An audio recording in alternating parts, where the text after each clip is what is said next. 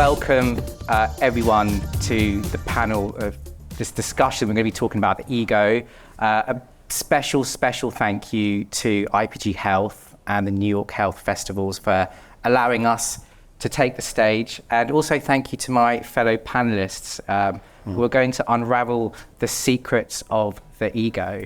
But before we get into that, my name's Shaheed, for those of you who don't know me, and why don't we just do a quick intro into who's here before we kick it off.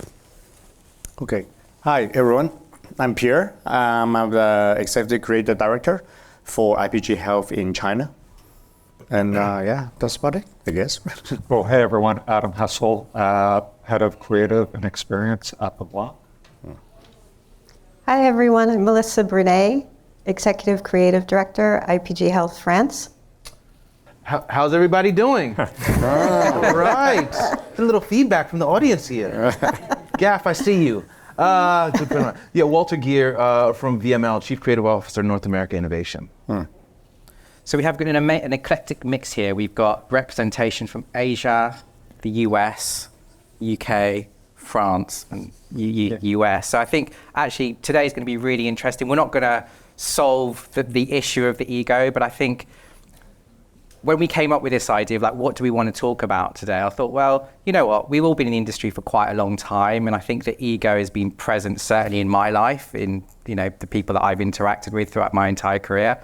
And I just thought it'd be just worthwhile talking about and just unraveling the pros and cons of what an ego is. So I was at dinner yesterday and somebody said to me, what is the definition of an ego? It's Nadine over there, sat in the front.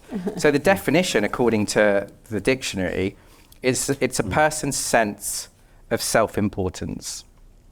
That's the Oxford Dictionary. But I think we're going to hopefully pick apart the ego today. And the intention is also to maybe leave us with some tips of how to deal with our own egos and maybe those egos around us as well. So no stress or anything like that. Right, so the first thing that I'd like to talk about today, what are the pros of having an ego? Self-preservation. That's the pro. What else? Yeah, here's the thing. I think that having an ego allows you to creates good leadership, right? And we'll get into the weeds of why I think that, but I think that, yeah, I mean, absolutely, it creates great leadership, but also like having an ego is good because it's confidence at the end of the day, right? Do you think there's a difference between confidence and ego? Absolutely. Okay. Yeah, absolutely. I mean, you want to get into that now? Yeah, why not? I mean, look, here's the thing. Confidence and ego, it's all about like how you show up, right? So when we talk about like ego and what's bad about ego, right? I think, you know, ego is bad when you start to let it dictate the moments you're in, the decisions that you make, your attitude, right? And when it starts to make you feel as though you're under attack or you're the victim, that's when it starts to kind of unravel a bit, right? So when we talk about confidence is the way you walk, the way you talk, the way you show up, the way you express yourself. But it's easy to kind of like blur the line in between both of those and the difference between what they are because they're very similar and very close in some ways. All right. Thoughts on the ego? What was the question? What's the pros? The pros of the ego. So I think, right, everyone's got some sense of ego. It's a good thing. It's a healthy thing, right? I think that with an ego, it helps build confidence, right? And outcome of work, positive reinforcement all create the ego, right? And I think it's something that gives you a purpose when you wake up every day, that you feel like you're making strides in the right direction. Whatever goals you may set for yourself helps fuel that ego. And again, obviously, sometimes there could be toxic egos, right? Which I'm sure we're going to get into. But I think the ego is a great thing, a positive thing, and also, you know, something that we use to help set bars for ourselves to climb to and get there. Yep. Okay. Ego, I think it's a motivation of a lot of them, especially in running a creative team actually in Asia. Where individualism actually in Asia culture is not really quite a thing. And when you talk about that, losing like opposite way of the ego actually is quite a way to drive people's motivation on going a little bit better, rather than try to be like normal, to be everybody else, and the individualism is losing a lot of them. And then the ego actually will drive the individual person as a motivation to actually get a little bit better. So in my case in here, ego, I'm actually kind of lack of seeing it too much of them in the Asia area, which I feel like is a good motivation and push. As long as you know how to drive it into the right direction, not to be like destructive, harmful, or being a little bit more. And that's probably on the ego part of that. You've got a global perspective, right? Yes. I saw it being in the Asia. Have you noticed a difference within the egos between different markets, like between East and West? Yeah. Quite a lot of difference. Actually, like I said, like in cultural difference, in Western world, individualism is quite self. And ego, more or less, from the definition, is more about yourself in ego and expanding yourself in the importance, right? But in Asian culture, we've been trained and we've been grown up to be non-individual thinking. And where actually there is good and bad, where ego sometimes can play quite a good role on driving that needs and motivation and desire to actually get up a little bit different and better. So I think there's big difference you see, especially from US being working for a while in here, and each of them really have their own agenda, a lot more, sorry. Where in global sense, in Asia sense of them, it's quite hard to drive when people what they actually want individually, rather than having like a holistic what's good for everyone, which sometimes to me is kind of mundane and getting to a point is less me too feeling to it a little bit. Yeah, so I think Pierre is saying the U.S. is the worst when it comes to ego. No, but opposite in that way is once the ego in the, like from Asia, you can tell from the leaders, that once the ego big one in Asia is huge, gigantic, huge and crazy. And those actually also some of the dangers, like there is such a so polar, most of them don't have, once you have it is such a so selfish, self-preserved things in the Asia part of that. And that's something that will be warned a little bit. So I think it's a fine line between that. Yeah. I have a tendency to look at the ego a little differently just because of passion for psychology. It was Sigmund Freud who came up with the definition of the ego, and then Carl Jung took it a little further. And I think his views on what it is and what its purpose is are really interesting because it's really just a mechanism to preserve oneself. Yeah. And you need it to stay alive and to survive. And you need it at work so you don't get fired. You need it to be able to protect your family. It's really just a mechanism. And what's interesting is there's the actual self, so the greater self. And if that greater self is self-aware or aware, it can look at the ego objectively and determine whether its behavior is useful or not. And I think that's a very interesting way to look at it because sometimes the ego can surprise us. You know, if we get all puffed up with our own self-importance, you're like, whoa, what's going on? And if you look at it like that, it's like, oh, you must feel threatened by something. Or I think that's a really interesting way to look at it. Just on that then, do you think it could be a threat to the work in terms of how good it can get? I think if you're not aware of the mechanism and how it works, yes, it can be very, very destructive. Okay, so when did your last ego show up then? All the time, it's always showing up. Just Fucking today. Yeah, exactly. Right now. Exactly. It's always showing up. It's interesting, you know, but when you talk about egos, like every person has an ego. Yeah. Right? It's just, it's how big or how small it is. And then when we talk about like, you know, now the tools that we all have access to and like social media just allows us to amplify that. And when we start to talk about egos and what an ego really is or is not, I think it's a lot of what other people are dictating about you, about the people that they see. It's like, oh my God, like how many of us have that one friend that's doing fucking selfies 3, 4, 5 times a day? I see when they shit, I see when they eat, I see when they go to bed. And it's like, I don't need all of this, right? And so you start to feel as though, is this individual self-absorbed? But at the end of the day, for some, it could be like, no, this is what keeps me motivated. This is what keeps me going through my day. Seeing myself, you know, in the mirror in my bathroom at the LA Fitness is how I now keep myself, hold myself accountable, because I'm showing every day that I'm here to my audience. So there's it gets, these lines I was saying earlier get kind of blurred, but my God, like social media now just kind of just puts this huge magnifying glass on us in such a way that like everything to some extent feels like you have this massive ego if you're out in public showing yourself to the world. What about that in Asia in terms of like the impact that social media is having on the self? Yeah, I think Asia is probably one of the worst as well. Like TikTok, where I come from, actually, yeah. So, like you said, but in the other way, I was thinking because everybody's been doing it, so say everybody almost getting to a sense of like aware of themselves, almost feel like if you're not doing it, you're not part of that. So it's part of that whole not the individualism, still want to be a group of that. But to me, actually, ego is almost like the big dick energy, right? When people just walk in the room. Sorry about that. I don't know. Go there, the man. Big It's all dick good. energy. Oh, I thought that's what you said. Big yeah. dick I energy. love that too. Or is it another word for that? I don't know. But that's where actually, when they can really like a good ego or something, you can influence people to do things. Yeah. And where actually from social media, in some sense, kind of lack of that, lack of the human connection on that. And everybody trying to be me too of other people's me too. To me, I think it's a little bit different than what your perspective in Asia is more like a creating assistance for the social media rather than having the most ego part of that. But of course, everything comes down to how many likes you have, that convert down to dollars, convert social currency, and that's another different way of saying it. So, yeah. So I think it's just been fascinating so far because we're just talking about the cultural differences, right? And the ego between ourselves. What about sexes?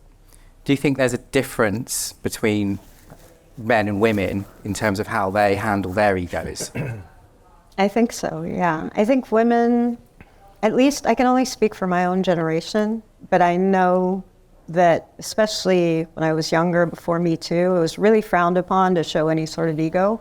You had to really just stay in your place, not be too noticeable, not stand out, which is funny because that would make the ego want to rebel, like you felt, you almost felt it needing to come out. And I honestly don't think there's a difference. I mean, maybe you all think something else between the male or the female ego. I think it's still what it is. It just maybe with women it might get stifled a little bit more. Kind of like what you were saying, in a collective society, it would get stifled because you're not supposed to have one. And I feel it isn't seen as something feminine to have an ego. And if you identify as, female, it might be something you're uncomfortable with. Yeah, I mean, look, the simple fact is women are not treated the same way as men, especially if you're a white man, right? So white men can actually move into a room. Don't worry, we're not going to get into uncomfortable space, people. We can laugh, we can smile. So it's like, oh shit, we're going there. So white men can get into a room and be overconfident and have this huge ego, and then people around the table are going to say, well, it's because they're taking charge and they're leading the team, and this is the thing that they're asking for. But when a woman gets into a room, and especially if you're a woman of color, and you have that same arrogance or that same ego, then it's looked at as like, oh, she's Serena Williams. Right, and yeah, exactly. Like Serena Good Williams example, complaining on the sidelines, right? It's like, oh, she's being a bitch, or oh God, like she's going there again. And it's unfair. And my God, like when you're a leader, I mean, it's even worse. I've worked with some incredible women who are leaders and seen it like right in front of my eyes on a daily basis. And it's fucked up. What would you say to them though, to help them? I mean, look, this gets into territory of like how you then become an ally, right? How are you an ally for an individual? How are you actually giving individuals the space to feel comfortable in who they are? I mean, like my shirt, like be you, right? It's like you got to show up and like in the way that makes you feel confident, right? And being confident, having your ego is all about stepping into a place and wearing the things you like to wear, talking the way you talk. I cuss a lot. This is how I am. I show up most of the times in a fucking hoodie, right? But this allows me to be confident in my own skin. So again, when we talk about how we're then, creating space for other individuals, particularly women who have egos, who are leading these spaces, I think you have to, I don't want to say take a seat back, but you have to learn when to shut the fuck up, right? And also allow for other people to kind of be in their own space and do their own thing, right? Thing is, when we're not showing up as our natural selves, right, you are hindering the work that you're able to do, right? So yeah, that's why I feel like I'm rambling now. No, he's not rambling, No. is he? No. I would just, oh, sorry. Go ahead. No, I was just going to add, I think what you were talking about being an ally, I think a great way to be an ally is to check your bias. So I have a really good example that will make bias come up all of a sudden. Remember Hillary Clinton during the 2016 elections?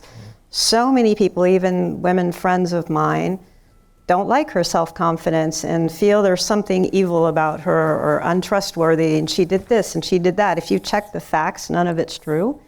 So the fact that it's so easy to believe all these things, I think that is the discomfort people have with a woman who has an enormous amount of self-confidence and who's very intelligent and capable, even exudes power.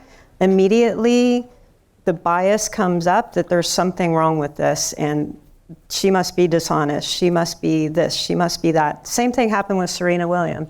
You know, if she would talk back to the refs, immediately she was a jerk or this or that or over-aggressive, and it's ridiculous. She's just her. I mean, she's a human being, and that's it.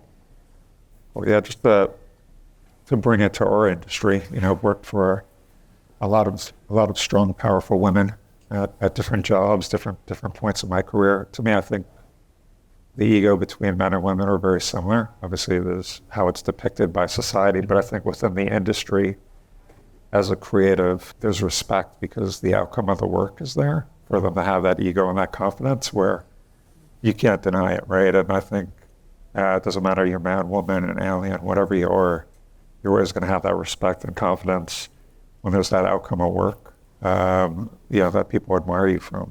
I think it's a perception then that a lot of people would assume that more men have bigger egos than women within the advertising. Yeah, I'd say probably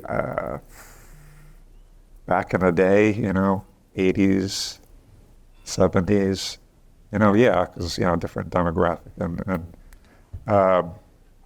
who was employed in the industry. I think, over the last decade, no, not at all. It's pretty mutual, and I think it's it's based on the work, like any industry. When you can deliver, actions speak louder than words, and it's deserving, right? And again, in a positive way. But yeah. And what about Asia? I mean, is there a difference between the sexes, do you think? In work industry, actually, to me, I think Asia is one of the most fair for male and female. You can tell half of my seniors women in there. So in that case, in here, actually, they don't have much of an ego, especially on male or female, in the sense of because of their sex or reason or that. But I do feel like they do sometimes, because of the perception on the culture, sometimes women tend to be more aggressive and more openly on their ego, rather than the men have a little bit more preserve on sometimes try to hide a little bit behind it, but still showing it, especially when you come to work, you're having that demanding on yourself part as a positive way of an ego to driving things forward. Why do you think they are more aggressive? They're just more open up to it. Just clearly tell you what you want, clearly like it's not, there's no, I don't think there are a big issues on the female, male in Asia, especially in the workforce. Yeah, not in the cultural sense of them like women back at that, but in the workforce, actually in Asia is quite balanced in this way. In fact, a lot of CEO over in Asia is actually female. But they're more, in a lot of panels I've been to, actually the woman or the female actually is more open up to talk about that, rather than in the male part of them seems to be a little bit preserved and keeping it like a little bit like their ego on bay and then a little bit in control. Cool. Okay, so the next topic I'd like to explore a bit, might be a quick answer. Can you rise to the top of advertising without an ego? No. Yeah, no. Look, I think every great creative I know, whether you're mid-level, junior, or senior creative, has a pretty sizable ego, right? And I think that, when we as creatives get in rooms, like our job is to inspire the shit out of people, right? It's to inspire our clients in a room to buy an idea, to inspire the people that are buying your products. And to do that, you have to know your audience, and and when you show up is everything, right? So, I'd argue that every great creative has to have a pretty big ego, but then again, I've worked with some creatives who are assholes, right? And they think because I've won a dozen fucking cans last year off the same piece of work, that like I'm fucking God, right? And so, there most certainly, here's the chuckle over here. Most certainly, someone knows that person. No, but most certainly there's a line, right? But I think you have to have an ego, because it's confidence. And like, who wants to work for a boss that's not confident? Who wants to actually partner with the creative that's not confident? Yep. Right? When you bring me an idea, I want you to be like, yes, this is gonna fucking work. Here's how amazing it's gonna be, right? As opposed to like, it's pretty cool. Yeah. Right. So everyone wants to be with someone who has some sense of an ego and confidence. Where's the balance though? Because you can have that massive ego, right? Yeah. You can have that super uber confidence and going, this is the right way, this is the wrong way. But where's the balance between empathy and just having that level of just giving the other person that autonomy and trust? Yeah. I think that's the thing that I'm trying to get at here, because I think it's pretty obvious we all have an ego, right? We all need that self-belief and that self-confidence. But where's the fine line between having that ego, but also having that space to kind of just go, I don't know, but let's just do it, because that's the creative process. I mean, that's part of being empathetic, right? In knowing your space, right? And being able to kind of understand what's going on in the moment. Like, again, we're going down this path of like what now becomes a great leader, because being a great leader is an individual that knows how to take charge, set direction, but also give sense of ownership to the rest of the people on the team, right? So there's we're in a weird space now, right? And if you look at let's take celebrities, for instance, right? Donald Trump, super fucking polarizing. I apologize if there's anyone here who's a fan of Trump or follows Trump, but like, not a smart guy. Fucked up a lot of businesses, right? But his ego is so fucking giant in his way of propping himself up that this guy became the president. Yeah. Right? So having an ego kind of works. Now, but then you have people like Kanye West, said some really fucked up shit, right? But has anyone in here seen the Yeezus documentary on Netflix? A couple head nods. I would tell all of you if you even hate this guy, watch it, because you see how his ego came to be. His ego came to be because this was a guy that was in rooms that knew he was really smart, and he was okay with saying it. And he knew that, like, I'm gonna be famous and I'm gonna be big one day, and one day I'm gonna have this and this and this. And he spoke it into, like, it came to fruition, right? It happened. But like, when you start to see even his path, it was just an individual who was good at some stuff and would just tell people, I'm good, give me a chance. And when he got his chance, he was like, I'm here, right? And he uses his voice and lets people know. And so you see ego in so many people, and you see how people abuse it, and you see how people use it to their advantage. Yeah, I mean, I would add, with the industry growing up in it, me being younger was always trying to prove myself and show, shit. I want to do great work like the gods and goddesses of why I got into this business, and can I do that, And then you start working with people, and you find folks in the agency to attach yourself to that, to Walter's point, kind of idle. They do great work, they show themselves in a certain way. They take pride. They believe in themselves. They believe in the product, right? I think we learn from that, associate from who we work with, and kind of our outputs of everybody we worked for in the past or worked with, to some extent. But I think, as time goes on, you want to prove yourself, right? And it's like, I want to do that, and it's going to, increase the ego and confidence. But once you start doing that, I think most people just pull back in a way because you've done it. And you're already self-confident with the output of the work, I think, the question you were asking, Shaheed, was, how do you do that, internally in the walls with your team? And I, always tell my teams I work with in the past, I'm part of the band. Like we all do it together, right? I play a certain instrument, somebody plays a different instrument, and when we come together, it sounds really good, right? Yeah. Nobody's great at one thing. But if you could work together, and respect the work and what people do, the work that's beautiful. Yeah. If the egos get in the way,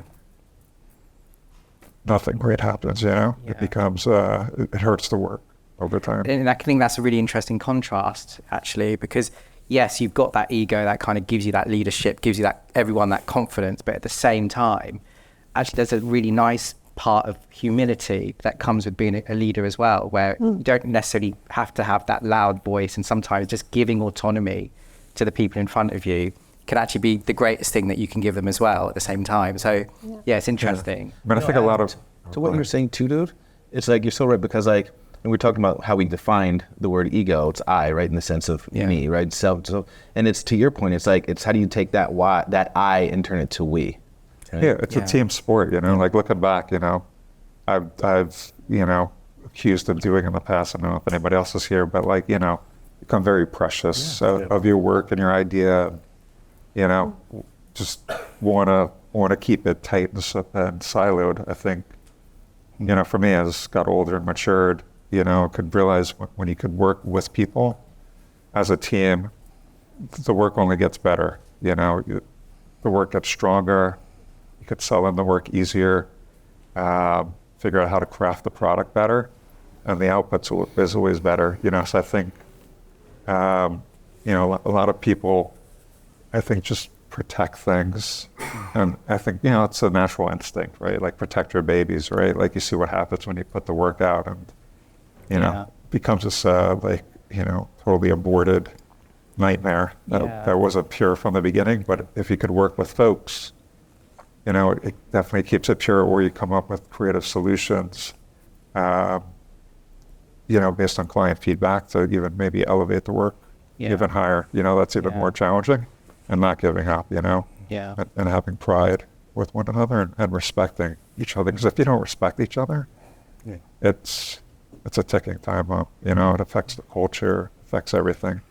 And it's tricky because, you know, everyone's got a bar, they said, like a lot of leaders in this room, and I know it's challenging to rally a team behind that, you know. Some folks aren't looking to check certain boxes that you're looking to check, and identifying the folks and trying to nurture folks where the better work's only going to help them in the outcome. You know, my job, I feel like, is let me make you famous. What's the work? And help your career, you know, moving forward. That's letting go of your ego to an extent, right? And that's the level of self-awareness. It's not about you at the end of the day.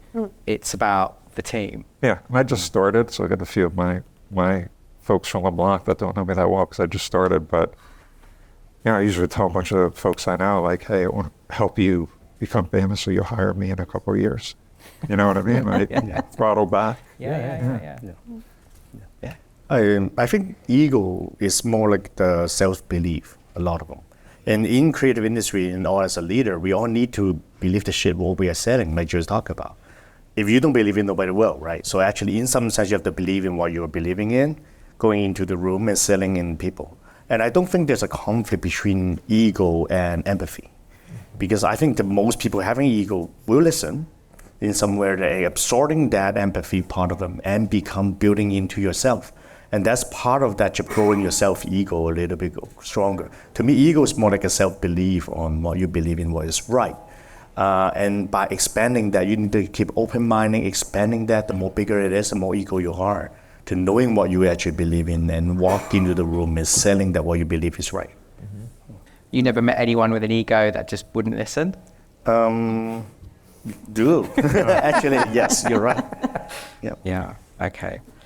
So how do you, I think we've got to a really nice place from where we started in terms of like how, you know, how you can sort of maybe deconstruct to make the ego positive. But what are your tips or your experiences of like, how do you know when your ego's gone too far? I think when it starts to blind you to any kind of criticism that might be constructive or even necessary, that's when you know it's out of control. I agree. As I was saying earlier, it's when you get to that point where you feel as though like you're continuously being a victim. You know, like this woe is me mentality. Yeah. I agree. I think it's when you shut down, you know, maybe the ugly side comes out, or you feel threatened by something. you know, how do you mitigate that from your learnings and stay cool? So keep your eye on the prize, which is the final product, you know? Yeah, I think also same thing is like when it blindside you, that you actually cannot even see like at the end it's getting to a point the ego is so big you even focus or forget it, what actually really matters, what actually you're doing it for. So you know, it's as a creative, it's really hard. I have to admit, it's hard because like how many of us have had that time where like you've got an incredible idea, you've presented it to the client, and they're like, no, and you're like, but I'm telling you, this will work. Let me tell you why it will work. Right? And then it's like it's a challenge because again, there's that line of like knowing you're right, but how do you know? You know, when are you going too far? When are you pushing the client too far? When do you pull back? When do you accept the feedback that someone is giving and kind of take a back seat and kind of chill a bit? And so it's a hard one. And God knows, like when we're all in a room like trying to pitch can work, right? The shit that's like not even included on the SOW, be like, but if you do this thing, we can show up in France and really win, and that will mean this for you. And they're like, I don't care. But I'm telling you why you should care. So it's hard. It's hard. Yeah, I think Shaheed too. Also, it's you know, it's a very humbling business. It's a hard business to have an ego in, I think, consistently, because there's so much great work done prior to getting into the industry, and why I got into the industry, because I love that work. I wanted to do that work, and you know, from that point on, it's just the output of amazing work kind of humbles you constantly. Like no matter what great you do, and you know, the volume of work you put out, the amazing work you put out, you know, it's always trumped to some extent, for me at least. You know, like fuck, I wish I did that, or like, oh my God, I'm so jealous that whoever did this idea that I'm like, I can't believe, you know, I can't think like that, right? So, you know, I think, you know, but it's inspiring because it pushes you, right? And it makes you want to continue to prove yourself, right? So, you know, I think also, you know, you can't ride on your laurels. I feel like, you know, as creators, we're only good as the last thing we put out. Yes, true. Sadly, and it's just, you know, you got to stay hungry. But there's always somebody hungrier, you know? They're going to come for it. Such a valid point, Hannah, because it is like, this is, what we do is super competitive, right? And it's, you're right, it's like every time you see someone else's work, it's like, damn, I wish I thought of that. Damn, I need to do something better. And yeah, that's your ego like going into full drive, right? Again, which is part of like why you have to have a good, strong ego in what we do, right? Because what we do, everything is about how we show up. And to your point, yeah, your last best work is it. Yeah, otherwise you don't move forward. Yeah. It's just total inertia. If that ego isn't driving you to take it up a notch or to, I mean, I think even the ego does drive towards a competitive spirit, but I think that's a healthy thing. It's great to be competitive. Yeah. You need to be competitive to win pitches. You need to be competitive to always do better the next time. So it's healthy. I think the humbling moment is when you lose those pitches. Like, but you know, that shit hurts. I'm sure right? they'll bleep like, that bit out.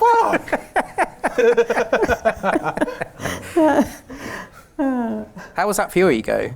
Out of interest. I mean, shitty. Yeah. I mean, look, I mean, it's, again, you always walk in a room and think you have the best work, right? And then when you're being told, like, no, it's, you know, you get that, you know, they're weird now because there's Zooms and it's like you and like 3 other people, then they like boast up they're stroking your ego. Your work was fantastic and we love everything you did. So should we tell you the answer? Like, yes, please. Well, we're going with another agency and here's why. And you're like, fuck. So it's deflating. Yeah, it's a challenge. But again, that makes you want to be up, to your point, like that shit makes you more hungry. Now next time I go out, I'm gonna show up, or I'm gonna fucking crush this work with their competitor and show what they could have gotten. Yeah.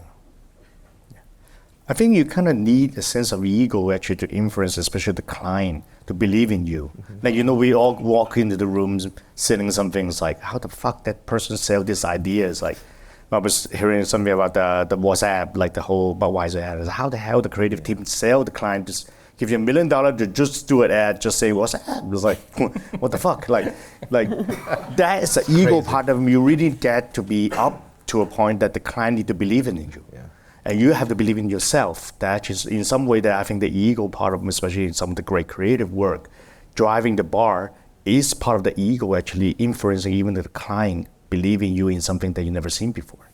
And I think there is some point that we need to have that ego up there, especially in the leader when you walk into like a client's work or something work they've never done before.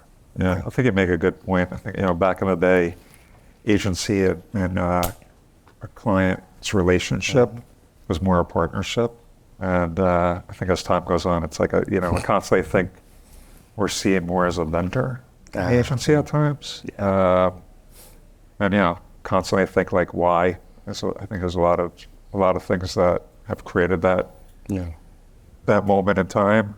But constantly talking to my team and internal, it's just like getting closer with clients, forging a relationship, usually potentially can benefit the outcome of the work, and not selfishly just to sell good work, but like obviously to help their business and whatever KPIs they're looking to hit. But I think the relationship's key to your point here. Like without that, it's really hard to have trust and be willing to say, all right, let's go with what the agency's saying. And I think too, just constant research and testing really makes it challenging. With that as well, because it's not just gut instinct and let's move forward and produce this piece. It's got to be validated, right? And accountability before spending the money on it. But I think it's with that, it's the make sure whatever the weakest idea that's in research, make sure it's great, because you're going to be stuck with one of them, right? I think the ego is a good driver, especially for client. Most of the clients that you do great work is because they have ego. From Pfizer to all the clients that we've seen that they will step out of the way. Mostly it's that 1 or 2 person having that ego to be that great or be that different. That if you know how to drive that on the client side of them, that actually you can help you go a long way. Yeah, that's a great point. Does it work if you have a bigger ego than them, or if you allow them to have a bigger ego than you? I think it has to be on par. If you're less of ego in them, they won't believe in you. Right. Opposite, if you're bigger than them, the same thing. Actually, you won't believe their ego is strong enough. But you have to make sure they work together. I think that's the greatest leader on part of the great CCO and all those. Partnering with the client usually both have a great ego. Actually, they become good friends to drive things forward. So to me, actually, ego, I think, is a good driver for a lot of good things and different things go ahead. Yeah, especially when we're doing something they've never done before. Nobody kind of knows it's going to work or not. That's a good segue, actually, into my next question, is what tips can you share when dealing with other people's egos? I would go back to what I said before. If you look, because we can get really judgy when we see someone who has a big ego. And if you look at it like a mechanism, like this person is in self-preservation, self-defense mode, it gives you the empathy to try to figure out why are they behaving this way? Where's the threat? And then you can easily diffuse it because you know what the problem is. Like, say, for example, someone's afraid of their position. They might get criticized or something like that. Then you just reassure them, and the ego just kind of deflates a tiny bit, and you can have a conversation like a human being again. So try and always figure out the mechanic of what's going on in the other person's mind is the best way to diffuse it, I think, if it gets out of control. Yeah, I think it depends on the relationship you have with the individual, right? I mean, if I don't know you, I'm not gonna say anything to you. If we're friends, I'm gonna probably just check you on it real quick, right? And I think that that's fair. We, as good leaders, as even creatives as a whole, I think feedback in everything that we do is critical, right? Being able to ingest that and kind of like move on that is huge, so an imperative. So I just say, again, it depends on the relationship, but like checking people is okay. Like me, for one, like I am all about transparency and being candid and straightforward. Like literally, like when I'm on like, brainstorm sessions with my teams, of course we come in as a CCO comes in, and then there's a sense of like, oh, well, I have to show up a certain way. But like I always tell people, and if I'm bringing my ideas to the table, I say, look, I am never emotionally tied to my ideas. So if anyone doesn't like the idea I bring, please shit on it and know that I am entirely okay with that. And we'll keep it moving, right? So again, it's kind of checking yourself, but also like checking other people on it too. It's okay. Yeah, that's great. Yeah, I think some days half the job is being a psychologist.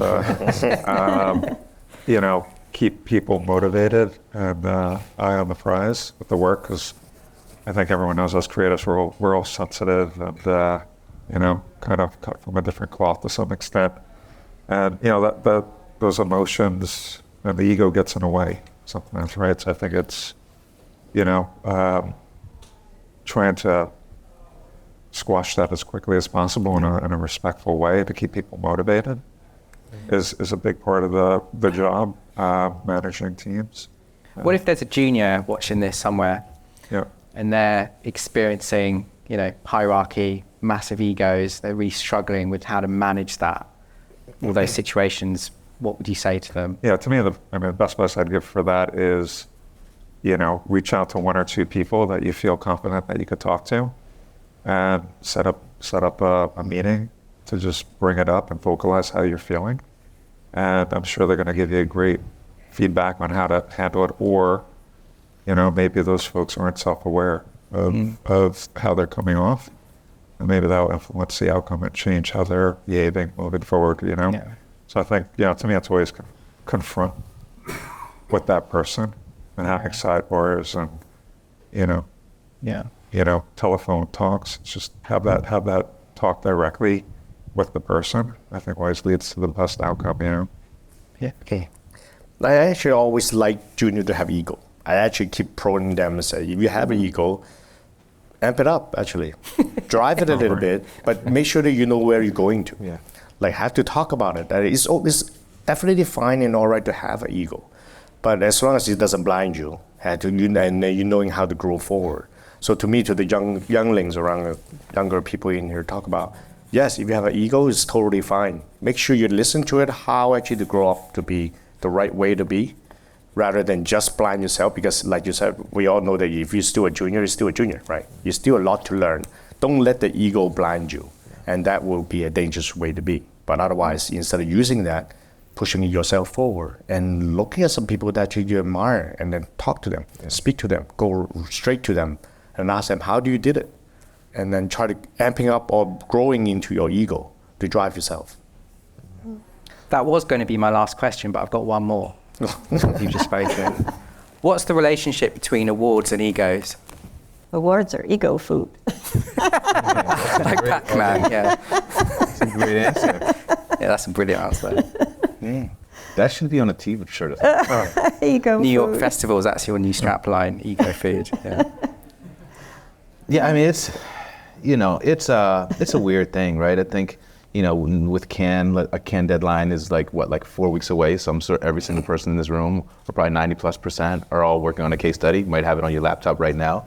But it's a thing, man. I think our industry has propped awards up to this space where it's such a necessary evil, right? Like, I've worked at companies where people were like, leadership was like, we don't give a fuck about the awards, we just want to do great work. And I've been at other places where they're like, all we give a fuck about is the awards.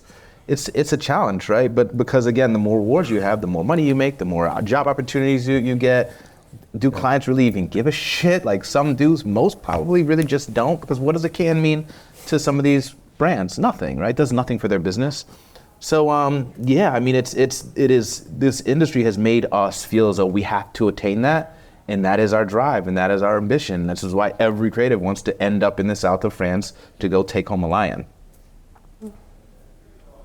Yeah, I think, look, any other creative industry like film or music, right, they have award shows as well, right? I think it's a creative business where, even though it's a little bit different, how we service clients than the film and music industry, we do put out a creative product at the end of the day.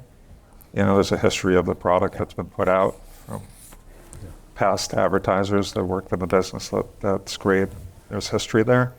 It's like playing in the major leagues, right? So I think at some point it's, the industry at large judging your work, is it great? Is it not great? Is it not in vogue? Is it in vogue? I think a lot of us probably don't agree with some of the outcomes at times, but it is what it is. And it's intimidating because you don't know the outcome, right? Like, sometimes overly surprised and sometimes like, oh my God, the outcome's horrible, right? So I think it's I think I just take it with a grain of salt. I think some people just take it super serious and too serious, and overly maybe brag and things like that. Again, it's a humbling business because one day you could be killing it and the next day not, right? So I think it's a good thing because it drives us to, try and get the biggest achievements in the industry. Why not, right?